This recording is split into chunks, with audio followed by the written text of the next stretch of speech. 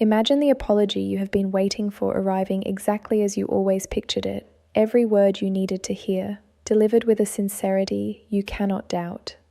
Now hold that image for a moment and ask yourself a harder question than the one your longing wants to ask, not whether it will come, whether it would change anything if it did, because there is a trap folded inside the fantasy of an avoidance apology, and the trap is not that the apology is fake. The trap is that a real apology and a real change are two entirely different things, and the human heart, starved for acknowledgement, is almost incapable of telling them apart in the moment it finally gets what it wanted. You have likely spent more hours than you would admit rehearsing what their remorse would sound like. There is nothing shameful in that. The wish to be told the truth by the person who wronged you is among the most legitimate wishes a human being can carry, because being wronged and then having the wrong denied or ignored is a double injury, and the apology would heal the second half of it. So the longing is real and it is fair, but precisely because it is so powerful, it deserves to be examined in the daylight rather than nursed in the dark, where it can quietly steer you back toward a door you worked very hard to close. Let us start with what is actually true, because it is more surprising than either the bitter story or the hopeful one. The avoidant very often is sorry, genuinely, achingly sorry, in a way that can eventually eclipse anything they let themselves feel while the relationship was alive. But the sorrow does not mean what you would assume it means, because it is not born the way ordinary sorrow is born. It is born of absence. It is a feeling that could not exist while you were present, and its existence tells you something crucial about the person, something that reframes the entire question of whether their apology is worth reopening your life for. Here is the mechanism, and it is worth understanding slowly. While you were there, the avoidance defenses were doing their constant work, holding the full weight of the connection at a distance that felt survivable. They could not let themselves feel how much you meant, because feeling it would have meant needing you, and needing you would have meant vulnerability, and vulnerability is the precise thing their whole system exists to prevent. So they kept you at arm's length, not because you were not precious, but because your preciousness was dangerous. And then you left, or they pushed you away, and suddenly there was nothing left to defend against, and the defenses, having no more work to do, quieted. And into that quiet came the feeling they had been holding off the whole time, arriving now at full strength, along with the devastating clarity of everything they failed to do while they still had the chance. That is the birth of avoidant regret. It is the feeling they refused in real time, showing up too late to be of any use. Sit with what this reveals, because it is the key to everything that follows. Their sorrow is proof that they could not feel you fully while you were reachable. And a person who can only feel your value once you are gone is a person whose defenses will do the exact same thing again the moment you become reachable once more. This is the heart of the matter. The very apology that moves you is generated by a mechanism that guarantees the pattern will repeat if you let it back in. The sorrow is not a sign that they have changed. It is a symptom of the thing that has not changed, the thing that made them unable to be present with you when presence was possible. You may feel the pull, even now, to argue against this, to say, but if they feel it so strongly now, surely that feeling will carry them through the next time. Surely they will remember this pain and let it change how they love me. It is a beautiful hope, and it almost never holds. And the reason it does not hold is that the feeling is produced by the distance, not by any transformation of the defenses. Bring the distance back to zero, come close again, and the defenses that were quiet in your absence come roaring back to life, because closeness is their trigger, and the sorrow that felt so permanent from across the gap evaporates the moment the gap is closed. You would not be returning to a changed person. You would be returning to the same person whose sorrow was only ever the shape their feeling could take when you were safely far away. Something else happens in the avoidance interior once you are gone, and it feeds directly into the wanting to contact you, so it is worth understanding. Distance does not only unlock the feeling they suppressed, it also rewrites the memory of what the connection was. While you were present, the avoidance defenses kept the good of the relationship muffled along with everything else, so they experienced you through a kind of dimming filter that made the whole thing feel more manageable and less precious than it was. But memory operating across distance loses that filter.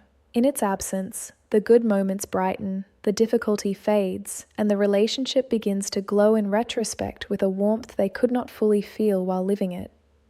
This is why an avoidant, some months into your absence, can be reaching toward a version of the relationship that is realer to them now, in memory, than it ever was to them in the living of it.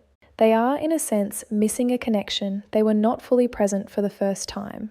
You must be careful with this because it means the thing they are reaching toward is partly a construction, an idealized recollection sharpened by absence, and not necessarily the actual relationship you both lived. If you return on the strength of their nostalgia, you return to a real person, meeting a remembered ideal, and the gap between the two reasserts itself quickly. The moment you are present again, the defenses that dimmed you the first time switch back on, the glow they were reaching for dims again under the same filter, and they find themselves confused, disappointed, wondering where the thing they missed has gone. It has gone nowhere. It was always partly a trick of distance, a warmth that their system can only generate about a person who is not currently close enough to trigger its defenses. This is one of the saddest architectures of the avoidant interior, and it deserves to be seen clearly. Not to make you pity them, but to protect you. They are frequently able to love the memory of you more freely than they could ever love the fact of you, because the memory makes no demands, poses no threat, cannot get close enough to set off the alarm. The you that lives in their remembering is safe to adore precisely because that you is not real, not present, not able to require anything of them. And when they reach out, they are often reaching for that safe, remembered, undemanding version, not for the actual you who would once again become, the moment you drew near, too real and too close to be loved without the defenses rising. Understanding this is how you avoid mistaking their nostalgia for readiness. Nostalgia is not readiness. It is the feeling of missing something you were never able to hold, and it does not, by itself, make a person any more able to hold it the next time. Let something land here for the part of you that has been aching to be missed. It is a strange and lonely thing to discover that you might be more loved in your absence than you were in your presence, that the person could reach for your memory with a tenderness they could not extend to your living face. That can feel like a cruelty, and in a way, it is one, though not one aimed at you. But there is also something in it you are allowed to keep. You were worth missing. You were worth idealizing. You left a warmth in them strong enough to survive their defenses and brighten across the distance. That is not nothing. It is simply not the same as being someone they can actually love up close. And the whole task before you is to want the second thing, the being loved up close, rather than settling for the honor of being someone's beautiful memory. There is a second thing hidden inside an avoidance apology that you must learn to see, because it determines whether the apology is a door towards something better or a mirror they are holding up to soothe themselves. An apology can be aimed outward at repairing your wound, or it can be aimed inward at relieving their guilt. These two look almost identical from the outside and mean opposite things. The outward apology is willing to sit in the discomfort of what it did, does not rush you, asks nothing of you, exists for your sake. The inward apology needs something from you. It needs your absolution, your reassurance, your confirmation that they are not a bad person, your permission to stop feeling guilty. It arrives looking like a gift and quietly hands you a bill. Watch for this, because the inward apology is the more common of the two, and it is seductive precisely because it looks like vulnerability. When the avoidant reaches out heavy with remorse, needing you to tell them it is okay, needing you to lift the weight off them, it can feel like they are finally opening up, finally letting you in. But notice the direction the whole thing points. It points back at them. It recruits you, once again, into the role of managing their feelings, of taking care of the one who hurt you, of making their pain about hurting you easier for them to bear. You have almost certainly already spent a great deal of the relationship in exactly that role, softening things so they could tolerate the closeness. If their apology simply reinstalls you there, now as the caretaker of their guilt, then it is not a new chapter, it is the oldest chapter of all, wearing the costume of remorse. You are not required to absolve them. This deserves to be said plainly, because everything in the culture around apology suggests that when someone says sorry, your job is to make them feel better. It is not your job.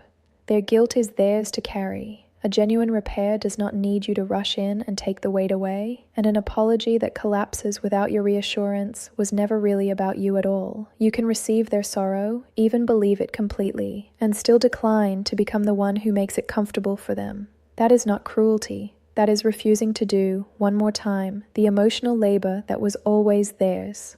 Now let us talk about the wanting to contact you, because that desire is real too, and it is worth understanding on its own terms. The avoidance urge to reach out is frequently genuine, and it is frequently driven by something that has nothing to do with love in the way you would define love. It is driven by the return of appetite under conditions of scarcity. While you were available, your presence was abundant, and abundance registered to the avoidant as pressure, as too much, as something to be managed. But scarcity changes the entire equation. The moment your presence became rare, became gone, the thing that once felt oppressive became precious, and the wanting rushed in to fill the space where the pressure used to be. The desire to contact you is real, but it is the desire of appetite awakened by scarcity, not the desire of a person who has become capable of the closeness they once fled.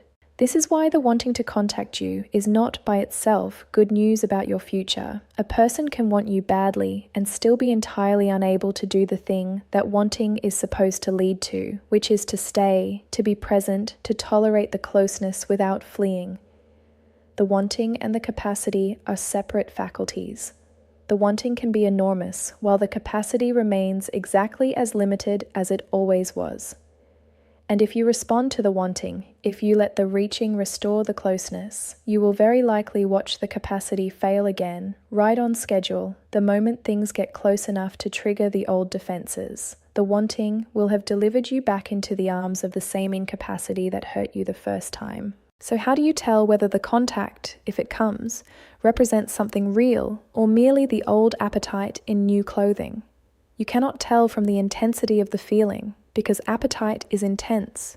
You cannot tell from the sincerity of the words, because the words can be entirely sincere and still be generated by the distance rather than by any change. What you can look at is whether there is any evidence of transformation behind the words, or whether the words are the whole of the offering. Remorse is easy for an avoidant, in a strange way, not because they do not mean it, but because feeling sorry costs nothing next to the difficult, sustained work of becoming someone who can actually stay. If the apology arrives and it is all feeling and no changed behavior, all sorrow and no evidence of the internal work that would make the sorrow unnecessary next time, then what you are being offered is the feeling without the transformation, and the feeling alone will not protect you from a repetition. Understand what genuine change would even look like, so that you are not left guessing in the moment. It would not look like a moving message. It would look like the avoidant being able to do the specific things they could never do before, especially in the exact situations that used to trigger the flight. It would look like them staying present through discomfort they used to escape, communicating through the silences they used to disappear into, choosing closeness at the precise junctures where they always chose distance. And it would look like this holding steady over time, not as a single dramatic gesture summoned by the fear of losing you, but as a new and stable way of being that persists even when the pressure of potential loss is gone. That kind of change is possible, but it is slow and it is rare, and it cannot be proven by any apology, no matter how heartfelt. It can only be proven by time and by behavior, and you are under no obligation to offer yourself as the ground on which they run that experiment. Let me speak to the moment the contact actually arrives, because the abstract understanding is far easier than the lived reality. When the message comes, and your whole body floods with the old hope, the first and wisest thing to do is nothing, not to answer in the flood. The flood is the appetite we have been describing, roaring at the sudden reappearance of the thing it wants, and decisions made inside that roar serve the appetite rather than the person you are trying to be. Let the flood recede.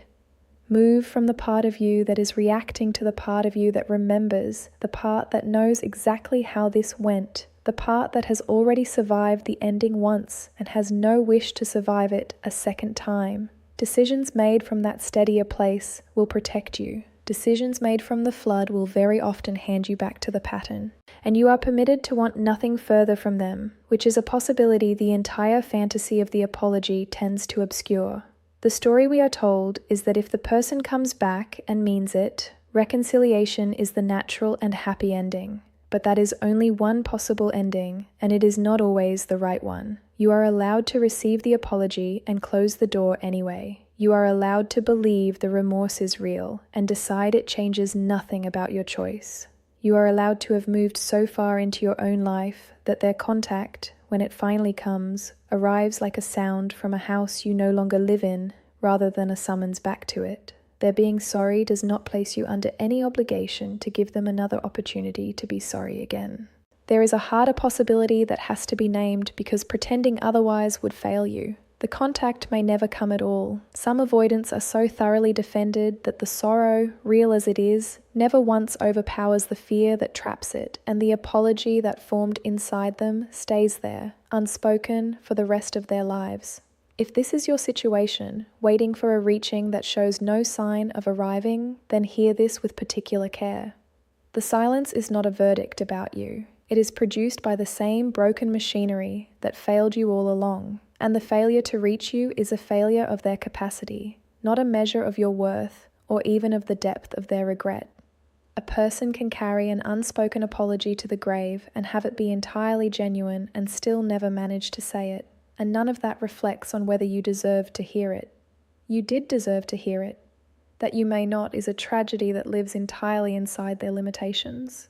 And you can give yourself the closure their silence withholds. This is one of the quietly radical things almost no one is told they are allowed to do. You do not actually need the other person to participate in your closure. Closure is not a thing they hand you. It is a thing you build out of your own clear understanding of what happened. Your own acknowledgement of your own pain, your own decision that the chapter is finished, whether or not they ever sign it. The apology you have been waiting for contains no truth you cannot tell yourself. You already know what happened. You already know it was not your fault that they could not love you the way you deserved. You do not need them to confirm a reality you can see with your own eyes. Waiting for their confirmation is waiting for a frightened person to grant you permission to stop hurting, and you do not need their permission. You can grant it to yourself. Consider too what your own silence communicates, because you may have been thinking of it as merely the absence of contact when it is in fact one of the most eloquent things you have ever said. When you do not chase, do not reach, do not fill the space with attempts to draw them out. You are telling the avoidant something they hear with perfect clarity, even if they never acknowledge it. You are telling them that you are no longer available to be returned to whenever it suits their fear. You are telling them that the assumption their whole strategy rested on, the assumption that you would keep, that you would wait, is no longer safe. That message, delivered not through words but through the steady fact of your absence, reaches deeper into an avoidant than any speech could, because it is not something they can argue with. It is simply the disappearance of the thing they took for granted. But your silence must never become a strategy, because the instant it does, it loses both its power and its integrity. If you go quiet in order to make them reach out, you are not truly quiet at all. You are reaching in disguise, and the avoidance radar, exquisitely tuned to detect exactly this, will feel the reaching underneath the stillness and will not be moved by it the way the real thing would move them. Your silence has power only when it is genuine, only when it is the natural expression of a person who has actually turned toward their own life, rather than a maneuver aimed at their door. So do not go quiet to summon them. Go quiet because you have somewhere better to place your attention, and let whatever they do or fail to do be no concern of yours. I want to name the temptation to be the one who reaches first, because it visits almost everyone in your position. A generous voice says, if they cannot overcome their fear, perhaps I should overcome mine and be the bigger person and reach out and make it easy for them so the apology can finally happen and we can finally heal. The generosity is real, but watch what it produces. When you reach first, you relieve the avoidant of the single experience that might actually have changed them, which is having to face the consequences of their own avoidance. You do their emotional labor for them. You make the reckoning unnecessary. And you teach them one more time that they never have to be the one to close the distance, because you will always do it for them. The very generosity that feels like healing is often the thing that keeps the whole pattern perfectly intact. This does not mean you must be cold or punishing or perform an indifference you do not feel. It means only that the work of repair, if repair is even to be attempted, has to begin with them, because the injury began with them, and a repair you initiate and carry is not a repair at all. It is you absorbing the cost of their behavior yet again. If they are truly sorry and truly want to contact you, then the reaching is theirs to do, and its difficulty is theirs to overcome, and the fact that it is hard for them is not a reason for you to make it easy. The difficulty is the entire point. Overcoming it would be the first genuine evidence of anything real. There is a single distinction that once you hold it, changes how you receive every apology you will ever be offered by a person like this. Sorry is not the same as safe. An avoidant can be genuinely, deeply sorry and still be entirely unsafe to build a life with, because the sorrow lives in the same person whose defenses will reassert themselves the instant closeness becomes real again. We are trained to treat an apology as a kind of clearance, as though being told sorry restores the person to trustworthiness. It does not. The apology addresses the past. Safety is a question about the future, and the two are answered by completely different things. The past is answered by remorse. The future is answered only by demonstrated, sustained change. And an avoidance apology, however moving, speaks only to the first and guarantees nothing about the second. Hold those two questions apart whenever the longing rises, because the longing wants to collapse them into one. The longing hears the sorrow and concludes that safety must follow, that a person who feels this badly could not possibly hurt you the same way again. But feeling badly about the harm and being incapable of repeating the harm are unrelated. The harm was never driven by a lack of caring in the first place. It was driven by fear, by defenses, by an inability to tolerate closeness, and none of those are touched by feeling sorry about their consequences. The fear is still there. The defenses are still there. The intolerance of intimacy is still there. So the remorse can be bottomless, and the danger can be completely undiminished, and a person can be the sincerest apology you have ever received and the least safe place you could possibly return to, both at once.